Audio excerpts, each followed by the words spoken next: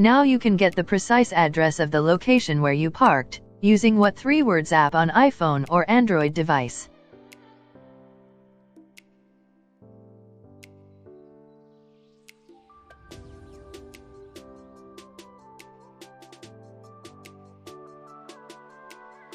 To get the precise address after parking the car, tap the square on which you parked. This will give you what3words address of the square. To save the what3words address of your parked location, tap the Save button at the bottom. You can add a label to identify the location later.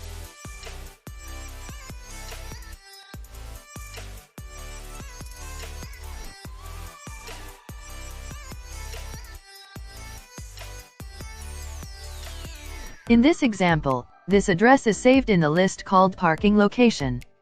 You can also create a new list to save the location.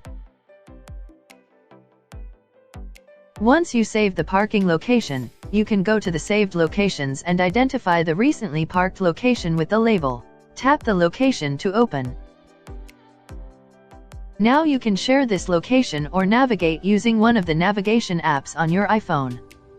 Hope this video is helpful to you. Please subscribe to Clear Talking channel to get notified when new video tutorials are uploaded.